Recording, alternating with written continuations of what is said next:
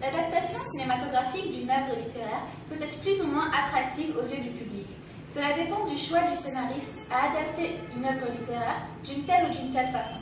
Cependant, ce choix n'appartient pas toujours totalement au scénariste, car les auteurs d'œuvres littéraires imposent souvent des critères à respecter dans l'adaptation de leurs œuvres. Nous allons prendre l'exemple de L'Étranger, écrit par Albert Camus et adapté au cinéma par Luchino Visconti. Pour cette deuxième partie, j'ai conduit l'expérience de lire L'Étranger de Camus avant de voir son adaptation cinématographique par Visconti. Bien que le film retranscrive tout le livre, l'émotion et la curiosité qu'on a pour le personnage principal n'est pas repris dans le film. On ne ressent plus cette curiosité, ce sentiment. Tout d'abord, la curiosité envers ce personnage sans émotion dans le livre est bizarre, ça nous captive. C'est quelque chose qu'on n'a jamais rencontré. Alors que dans le film, ce phénomène disparaît. Car on n'est plus dans la tête du personnage. On ne sait plus ce qui se passe.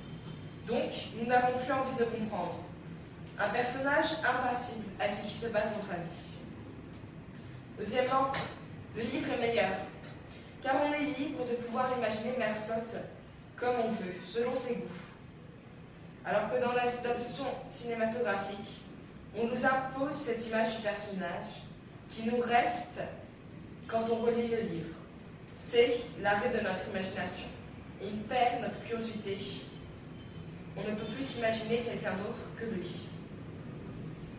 Une fois qu'on nous donne une image de quelqu'un, on ne peut plus l'imaginer autrement. Pour ma part, j'ai vu le film avant de lire le livre. L'adaptation cinématographique de Luchino Visconti ne m'a pas plu pour diverses raisons. Tout d'abord, la lecture d'une œuvre littéraire est comme une expérience pour le lecteur, alors qu'un téléspectateur ne consacre que 2 heures de sa vie pour voir un film. De plus, nous pouvons remarquer que Visconti a rencontré de nombreuses difficultés à transposer en images certains éléments de l'œuvre littéraire. Par exemple, on y retrouve une fidélité excessive par rapport à l'œuvre littéraire, qui est une des contraintes imposées par l'épouse de Camus. Dans la première scène, on remarque que le personnage prononce mot à mot les phrases de Camus, comme s'il s'agissait d'une pièce de théâtre. Mama died today. Or maybe yesterday. I'm not sure. A telegram from the home said, your mother passed away. Funeral tomorrow. Deepest sympathy. Aussi, Luchino Visconti met en scène un personnage pouvant susciter la haine d'un téléspectateur qui ne voudra pas continuer l'histoire, alors qu'un lecteur de Camus sera plutôt intrigué et ressentira une forte curiosité face à ce personnage, ce qui le poussera à continuer l'histoire. Enfin, on retrouve une forte perte d'informations dans le film, alors que ces informations sont présentes dans le livre, car Albert Camus prend le libre choix de décrire tous les personnages et leurs sentiments les plus profonds, ce que Visconti n'a pas su transposer en images. Le fait que je n'ai pas aimé cette adaptation de Luchino Visconti est donc dû aux difficultés que ce scénariste a rencontrées à transposer en images certains éléments de l'œuvre littéraire. Ce fut la première impression que j'ai portée sur l'histoire de l'œuvre littéraire, et celle-ci ne m'a pas donné envie de lire le livre d'Albert Camus. Une adaptation non attractive aux yeux du public joue sur l'impression que le spectateur aura de l'histoire, et c'est donc à travers cette idée que la popularité de l'œuvre littéraire diminuera.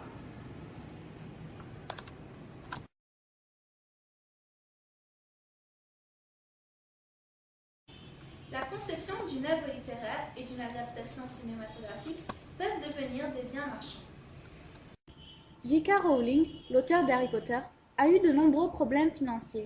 Elle fut au bord du gouffre lorsque, dans un train, elle eut une illumination. L'histoire d'Harry Potter lui vint à l'esprit. Aujourd'hui, Harry Potter a battu tous les records de vente dès son lancement.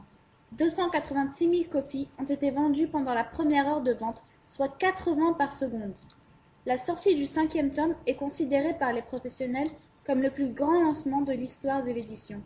Avec quelques 200 millions d'exemplaires des précédents épisodes, vendus dans plus de 50 langues dans le monde, l'auteur est désormais plus riche que la reine Elisabeth, avec une fortune estimée selon le Times à 400 millions d'euros. Nous pouvons donc dire que sa carrière l'a fortement aidé à surmonter ses problèmes financiers. En 1999, elle vend les droits de production à Chris Columbus. Un un scénariste, réalisateur et producteur américain connu pour ses nombreux films pour la jeunesse à succès. Il fut passionné par le cinéma depuis son plus jeune âge. En 2002, il adapte au cinéma le premier tome, Harry Potter à l'école des sorciers. Avec une recette de 974 733 550 $, il fait de cette adaptation le 8e plus gros succès financier du box-office mondial. Nous pouvons donc dire que Harry Potter a fait l'objet d'un important succès financier sous forme littéraire et sous forme cinématographique. C.S. Lewis est un écrivain et universitaire irlandais. Il a vécu entre la fin du XIXe siècle et le début du XX. Il a donc vécu dans une époque assez lointaine par rapport à la nôtre. En 1950, il écrit Le Monde de Narnia. Cependant, ce n'est qu'en 2005 que Andrew Adamson, réalisateur, acteur, producteur et scénariste, né après la mort de l'auteur, produit la première adaptation cinématographique de cette œuvre.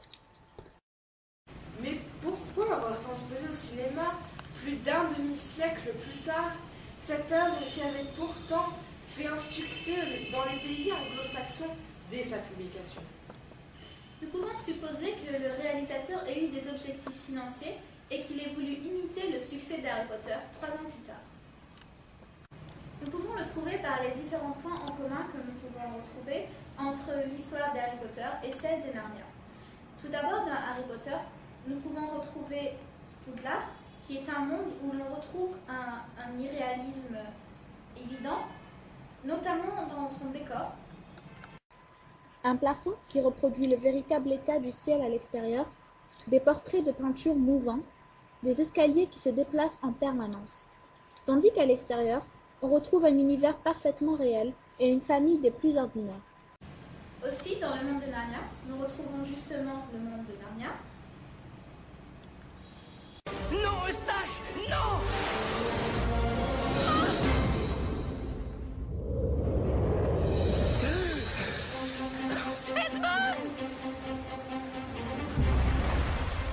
Aslan. Bienvenue, vous avez parcouru un long chemin. Mais il existe aussi le monde réel. Tu es sûr d'avoir 18 ans? Pourquoi j'ai l'air plus vieux? Edmund, tu dois m'aider à porter les courses, tu te souviens? Ça marchera peut-être la prochaine fois, Morveux. Morveux, je suis roi. Pas dans ce monde-ci. De plus, on remarque que dans les deux histoires, les personnages ne veulent pas dévoiler aux autres leur monde surnaturel. Dans Harry Potter, nous retrouvons par exemple l'interdiction de pratiquer la magie devant les moldus.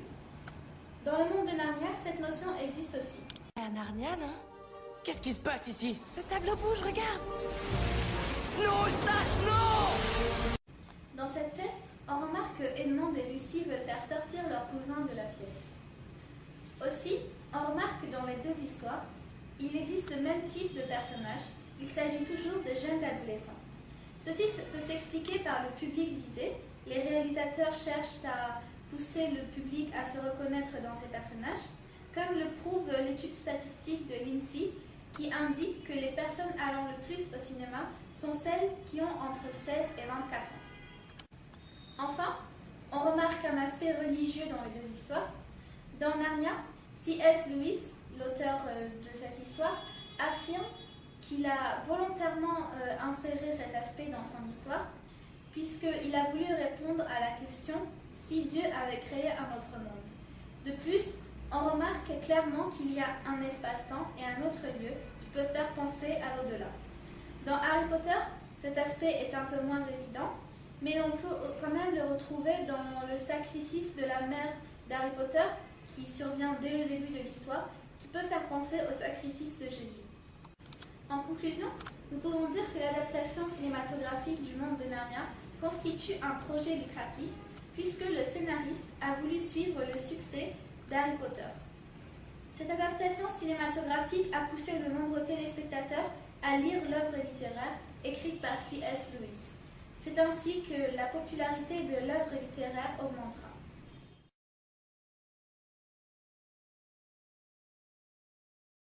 En conclusion, nous pouvons dire que le rôle du spectateur est important dans la popularité d'une œuvre littéraire et de son adaptation cinématographique. Tout d'abord, car c'est lui, à travers ses clubs, ses blogs, Internet, en y mettant ses avis personnels, et les médias qui organisent des festivals et produisent des publicités, qui diffusent à son entourage les œuvres littéraires et les adaptations cinématographiques. De plus, les scénaristes rencontrent des difficultés à adapter les œuvres littéraires. Ils jouent donc sur l'impression que le spectateur aura de l'histoire. Une adaptation cinématographique non attractive baissera la popularité d'une œuvre littéraire. Enfin, les scénaristes recherchent souvent un profit financier. Pour cela, ils s'adapteront au goût des spectateurs afin d'en tirer un bénéfice intéressant en le rendant attractif, ce qui augmentera la popularité de l'œuvre littéraire. C'était la fin de ce journal. Pour plus d'informations, rendez-vous sur www.ada-ciné.tumblr.com où vous pourrez poser toutes vos questions. Merci de nous avoir suivis et bonne journée à tous.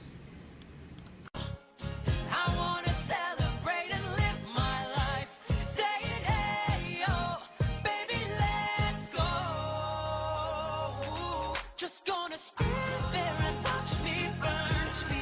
That's alright, because I like the way it hurts. Just gonna stand there and hear me cry. That's alright, because I love the way you lie. Love the way you lie. Bonjour à toutes et à tous. Bonjour à toutes et à tous. Ça m'a suffi. Et craque pas si vite. Alors qu'un téléspectateur voit l'histoire défiler devant ses yeux sans pouvoir réagir ni imaginer une autre mise en scène. De plus, l'auteur et le narrateur permettent une lecture fluide. Pourquoi avoir transposé au cinéma? Non, on recommence. C'était la fin de ce reportage. Pour plus d'informations, rendez-vous sur www.ada-ciné.tumblr.com où vous pourrez poser toutes vos questions. Merci de nous avoir suivis et bonne journée à tous.